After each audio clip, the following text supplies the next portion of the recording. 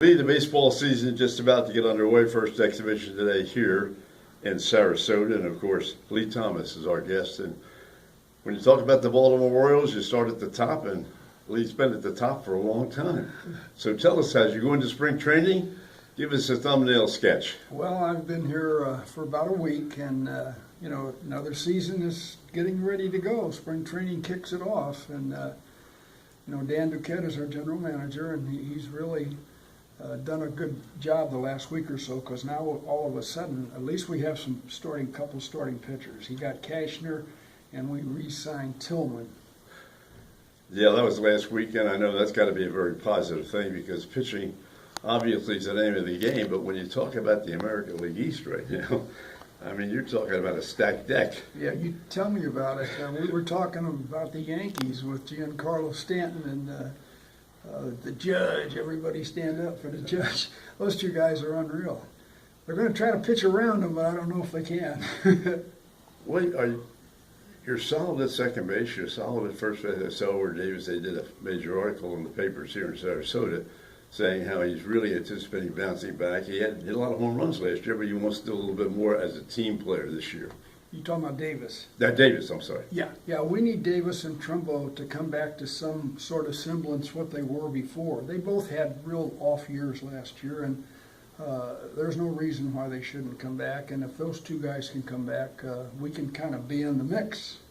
Machado got off to a really shaky start last year at the beginning and started to level out a little after the All-Star game.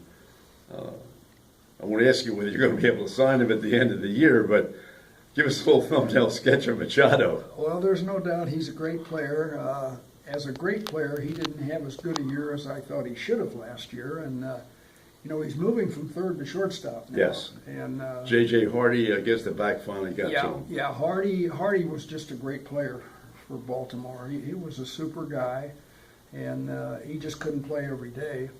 But Machado's going to play short, and Beckham is going to play third. And Beckham has never played third, but this kid's an athlete, and we think Dan thinks that he can do it. And you got a solid second baseman. Oh yeah, Scope made the All-Star team, had a great year.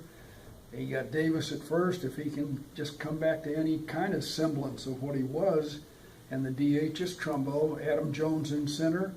And, keep an eye on Hayes. He's our right fielder. He's a young kid, but I think he's going to be good for us. And Mancini is in left field. Another good player. He proved it last year. Lee Thomas, our guest, and talking obviously about the Baltimore Orioles right now as they're taking on the Rays, the first game of the exhibition season today.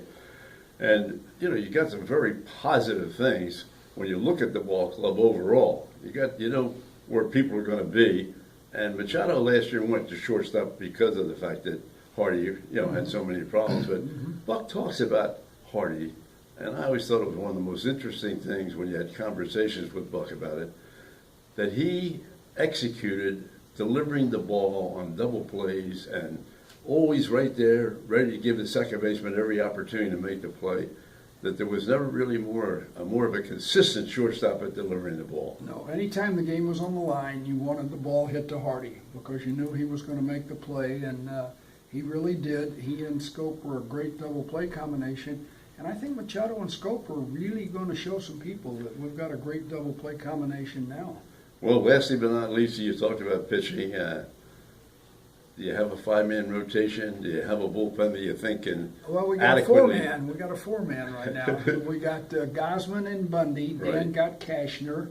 Re-signed Tillman, who really looks like he's going to come back to the form that he was in. And he's got about 3 or 4 guys that he got in the Rule 5, a couple in the Rule 5, and some others that he signed. So surely we can find one for a fifth starter. So it's looking a lot better. Our bullpen, Zach Britton, he tore his Achilles tendon about, a couple months ago, but he's coming along great. They think he'll be back in May now. And our bullpen is good anyway, with Brock and O'Day and Givens, Blyer. So, I match up our club with all the rest of them, and we're not too far behind any of them. I'm talking about the good ones. Right. I thought we talked about the Yankees a little bit ago, and boy, when you look at their bullpen with 6 people that came out, they get a couple sore shoulders and still not worry about going to the bullpen. And every time you look up, the Red Sox are signing another diamond player to come in and hit the ball out of the ballpark or do something positive. I know it. Some of these guys have got the money and they throw it around like it's monopoly money. But anyway, I think Dan has really improved the club the last 10 days. Great. And he's always on the lookout, to get other help. But I think one or two of these other guys, Castro or Rojo, we're going to see him today. A couple of those guys might come to the front. Last question, the free agent signings. Everybody keeps talking about the free agent signings, the players that are still available. Of course, IMG right here in Sarasota, a lot of the free agent players who haven't gotten contracts are working out there. They won't let you guys in. No, they close the doors. Absolutely, you're right. I mean, not only did they not let us in, but they chased people out. I know it. And so how do you think that's going to be resolved as we finalize our conversation? Well, you know what? I look at it this way. Just because the owners are making money, I don't think that's a reason why the players should make more than they deserve. Some of them are starting to be more reasonable. The contract that Hosmer signed, he's a great player. Yes. But 8 years, I hope he does well for him. I really do. One saving grace there, he's only 28 years old. Most of these guys that they were signing, the long-term contracts, and George Wills had a great piece in the paper the other day. 32 is now what 36 used to be. I mean, they're looking at, they love to look at numbers. It's a new game now as far as numbers are concerned. But you get to be 32, I mean, how much can you go? Oh, I know. And guys that are 31, 32 want 5 and 6 and 7-year contracts. And I don't blame the owners for not giving it. I think there's a certain median in there where both of you should be satisfied. And, hey, let's face it, these guys have paid a lot of money, and I know the owners are making a lot. Lee, I jumped in on you early. All right. As always. Thank you. Long-time relationship, and it's great to have a chance to talk to you and talk about the ball club. Okay, same here. Thank you so much. All right.